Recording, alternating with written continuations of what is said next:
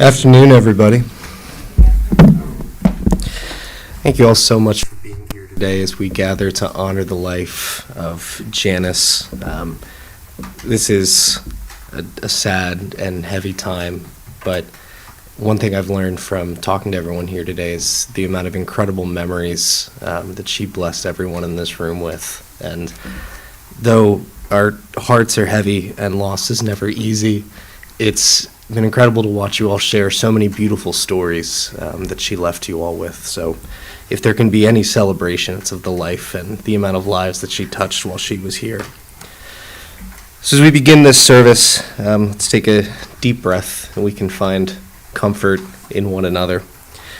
We're here not just to grieve, but also to give thanks and to celebrate a life incredibly well lived and to cherish those memories that she left us with. Janice Arlene Lance was born to her parents, Michael and Verna, on July 9th, 1932. She left her mark on this world and everyone she met over her incredible 92 years. She is survived by her husband of 71 years, George. Her children, Sharon, Michael, Linda, Pivy, and Roseanne. Her sister, Brenda. Several nieces and nephews, and many, many, many grandchildren and great-grandchildren. For those of you I haven't had an opportunity to meet yet, my name is Greg Archibald. I'm the husband of one of those many, many grandchildren, and I'm happy to be with you all here today. So the family's chosen several words for us to share through this service today. So as we begin, let's bow our heads and reflect on our time with Janice. When we lose someone we love, it seems that time stands still. What moves through us is a silence, a quiet sadness, and a longing for one more day, one more word, or one more touch. We may not understand why you left this earth or why you left before we were ready to say goodbye, but little by little, we remember not only that you died, but that you lived, and that your life gave us memories too beautiful to forget. We will see you again someday in a heavenly place where there is no parting, a place where there are no words that mean goodbye. At times like these, words of comfort and wisdom can help us to find peace. The family's chosen to share a passage from John. Do not let your hearts be troubled. You believe in God, believe also in me. My Father's house has many rooms. If that were not so, would I have told you that I am going there to prepare a place for you? And if I go and prepare a place for you, I will come back and take you to be with me so that you also may be where I am. Words in my line of work have a lot. They can attack, they can defend, but today I hope the words that we share can bring some comfort and some peace as we remember all of those moments that we all shared. When I am gone, release me, let me go. I have so many things to see and do. You must not tie yourself to me with tears. Be happy that I have had so many years. I gave you my love, you can only guess how much you gave me in happiness. I thank you for the love each of you have shown. But now it is time I traveled on alone. So grieve a while for me, if grieve you must. Then let your grief be comforted by trust. It is only for a while that we must part, so bless the memories in your heart. I will not be far away, for life goes on, so if you need me, call, and I will come. Though you cannot see or touch me, I will be near, and if you listen with your heart, you will hear. All of my love around you soft and clear, then, when you must come this way alone, I will greet you with a smile and welcome you home. I hope these words can remind us that although Janice, Granny, is no longer with us physically, her spirit and love will remain with us always. As I said, I'm married to one of the many grandchildren that Janice left. And I met her several times. I came into this big, crazy family as an outsider. And if there's one thing I learned about Janice through my time with her, is that outsiders were her thing. She loved them. My first time at Janice's house was at one of her many holiday celebrations. And I come from a family where our holiday celebrations were maybe 5 people gathered in a house. And I will tell you that this was an absolute culture shock, walking into that home with 50 people bustling around, everybody making hundreds and hundreds of cookies for the holidays. I've been told that they get sent out. I don't believe it. I think that they were mostly eaten by those that were preparing them. I didn't complain. Cookies are always great. But Janice, the second I walked in the door, welcomed me in and gave me a job. I was the tray boy. And tray boy meant that whenever there was a shriek of tray from one of the many rounds of cookies that were happening, I had to move my butt to wherever that tray was and take it outside to cool. Now, to cool them, I had to take them outside on the front porch. To those who have been to Janice and George's house, there is a bird feeder outside, and I quickly learned that Janice had a lifelong war, really, with squirrels. And squirrels would attack this bird feeder, and so the first time I was asked to take out a tray, she pulled me in close and she said, "If those squirrels give you any trouble, you let me know." And I felt better personally going into that situation, knowing that Janice had my back.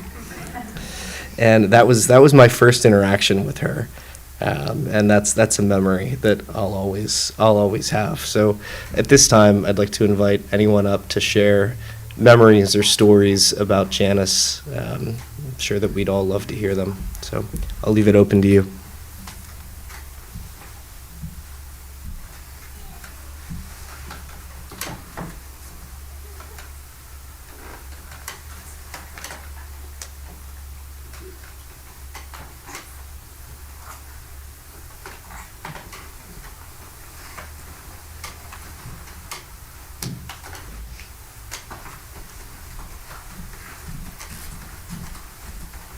Is this for me? Can I have this? No? Okay. Hi, I'm Teresa. I got to be one of Granny's grandchildren. I don't remember what age I was when I came into the family, but I came in through my mom, Diane Lance. Granny was awesome. I actually told Chada a little memory that I had that when Granny and Grandpa, I was living with Aunt Sharon for a little bit, and it was coming time for me to go off to college and figure out what I wanted to do. And I remember Granny and Grandpa took me to Philly to look at some culinary schools to go out there. And I can remember Granny asking, once we were there and on the way back, "Are you sure this is what you want to do?" And I'm glad that I got to stay here, and it was very busy in Philly. So that was one of amazing memories I got to take a road trip with, along with the many cookie days and Thanksgiving and all of our birthday parties that we would get to and all of our gatherings. They were my favorite. This family is absolutely amazing, and I'm blessed to still be part of it. So thank you.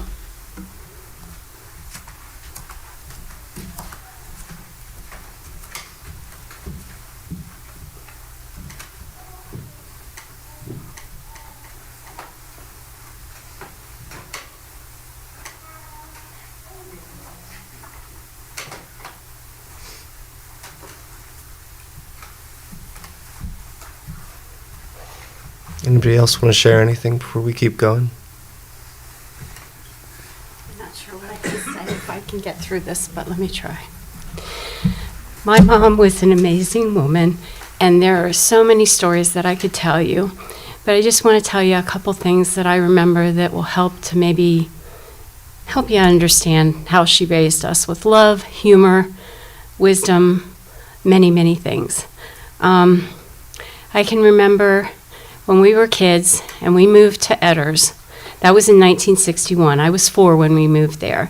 And our family came from West Reading, where we lived in row houses. And there were 6 row houses in a row and lots of kids in the family and little backyards that were like a postage stamp. And when we moved to Edders, we had a great big backyard with 2 dirt piles because they had done construction. And those dirt piles were our playground for years. We played Army, we played Cowboys and Indians, we played Explorer, you name it, we played it.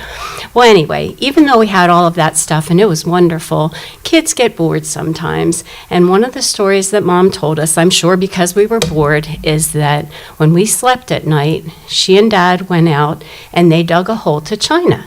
And if we found that hole in the backyard, we better be careful, because if we stepped in it, the walls were greased, and we would slide straight through the earth, and we would end up in China.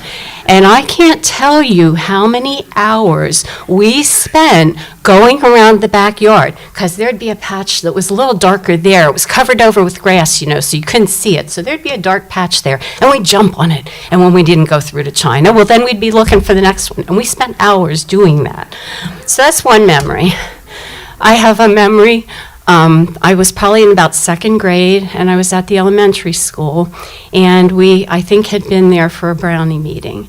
And the parents were coming to pick their kids up, and I stood there watching all the parents, the moms, come and pick their kids up. And I can remember feeling this tremendous swell of pride when I saw my mom coming, because I'd be looking at each mom, how she was dressed, how she talked, how she interacted with her daughter or the kids. And I thought, my mom is the most beautiful one of all. And I still think that. When we were a little bit older, one of the things that Mom and Dad taught us is that you work together as a family. You work together to do things together for the common good. And when we were, I don't know, maybe older grade school, middle school, whatever, one of the things they decided is that in our garden we needed an asparagus patch. And if you have never grown asparagus, then I will tell you that the way you do it properly is you dig a trench that's at least 2 feet deep, which Dad did with whatever equipment, and you have to put lots of straw and fertilizer in that trench, and then into that you put the asparagus crowns, you cover them over with dirt, and they have to grow for 2 years before you can harvest a crop. Well, the fertilizer, the best, is manure. And so it was our job as kids.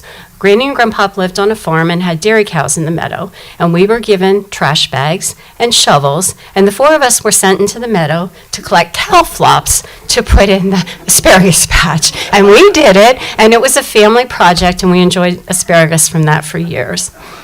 When I was a little bit older, one memory from high school, I was in the band, and for those of you that don't know Redland High School, the band room, there's a driveway that leads in and goes past the school where the buses unload kids, parents can unload, pick up kids, and the band room was all the way at the end of the school, and at that time, the road stopped there, and it was a T, and you had to turn either right or left. Well, Mom had come to pick me up from band practice, and I had just gotten my permit. And Dad might have had me out in the driveway once or twice to get the feel of the car, maybe up at the church parking lot. Well, Mom came to pick me up, and when I went to get in the car, she said, "Would you like to drive home?" Well, of course I wanted to drive home. So we traded places, and back then, that was the early 70s. And yes, cars had seat belts, but people did not wear them. So we got in the car and proceeded down the driveway. And when we got to the stop sign, I, of course, put the brakes on, not remembering or not knowing that we had power brakes, and the car jerked to a stop. And Mom ended up in the wheel well on the passenger side, and I'm trying to make sure she's okay, and she did not say a word. She collected herself, she sat in the seat, she buckled her seatbelt, and we drove home. And that's how Mom was. She was inflappable. Both of my parents, really. No matter what life threw at them, they assessed the situation, they dealt with it, and you got on. And I guess, well, 2 more things, and then I'll quit. I'm sorry. My mom was my confidant and my friend. She was the first person I wanted to call when something went right and tell her about it. She was the person I would call when I was having a problem and I was mulling things over. Sometimes it was little things, sometimes it was life-changing things.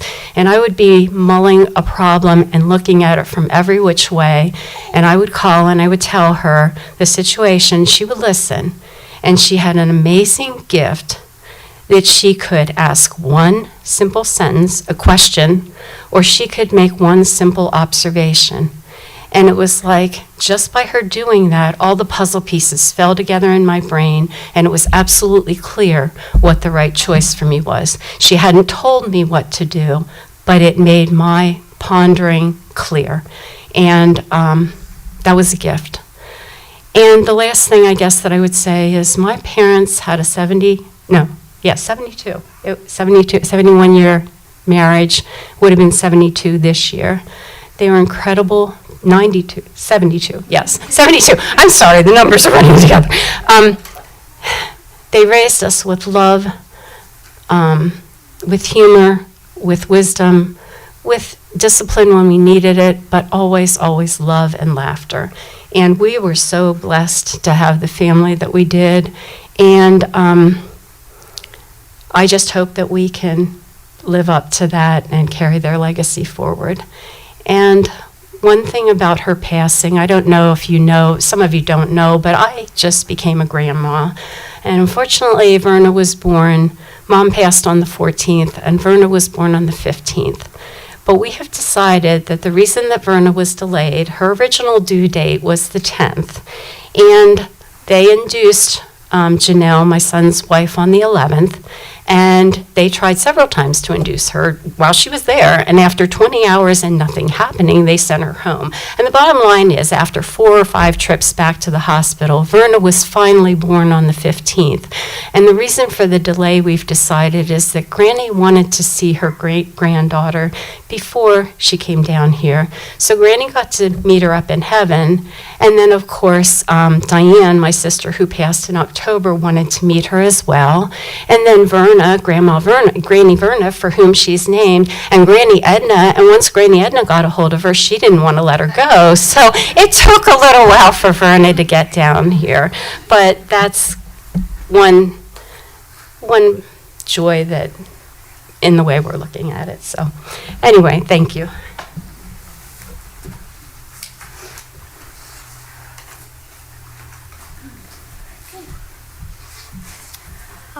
Hello, everyone. There's a lot of people here that don't know me.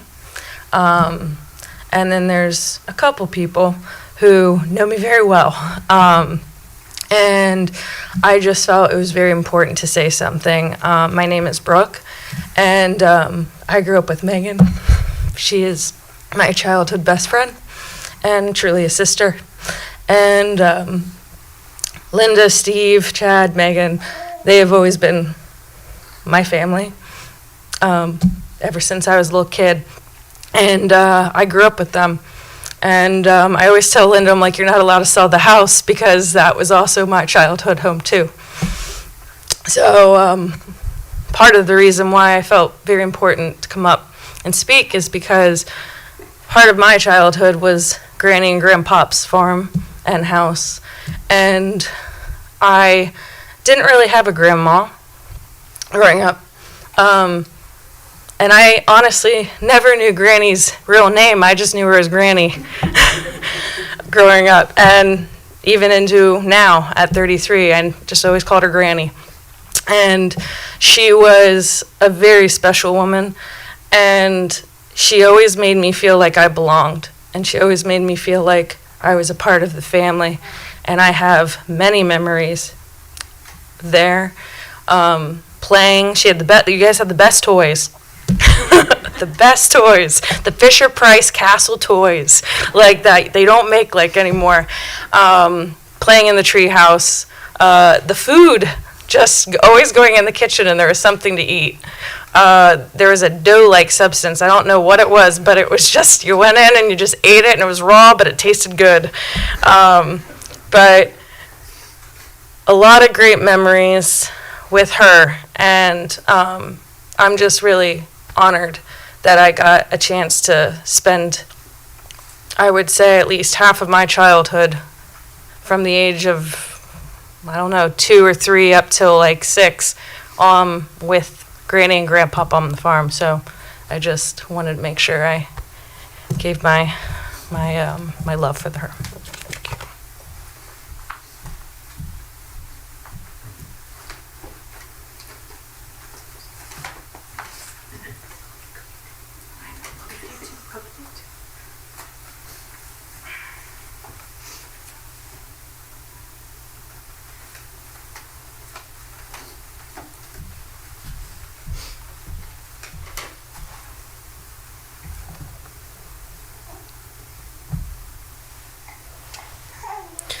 come to the close of this service, I hope that we can hold on to the love and the lessons that Janice shared with us. Grief tends to be the price of great love, and Janice, it's clear from today, was deeply, deeply loved. On behalf of the family, I want to thank everybody for being here today. Your love and support, I know, means so much to them. Following the service, there will be a celebration of life at the Fox Eichelberger VFW post on 3rd Street in New Cumberland. I am told that there will be food, so you have that to look forward to. So, in closing, I'd ask us to bow our heads one last time and read together the last words chosen by the family. These are also in all of your books to take with you today. Don't grieve for me, for now I'm free. I'm following the path God laid for me. I took his hand when I heard him call, and I turned my back and left it all. I could not stay another day, to laugh, to love, to work, or play. Tasks left undone must stay that way. I found that peace at the close of the day. If my parting has left a void, then fill it with remembered joy. A friendship shared, a laugh, a kiss, these things too I will miss. Be not burdened with times of sorrow. I wish for you the sunshine of tomorrow. My life's been full, I've savored much, good friends, good times, my loved ones' touch. If my time seemed all too brief, don't lengthen it now with undue grief. Lift up your heart, rejoice with me. God wanted me now, he set me free. This time we'll conclude the service. Please feel free to take a moment to say your final goodbyes before joining us at the VFW. So thank you all again for being here.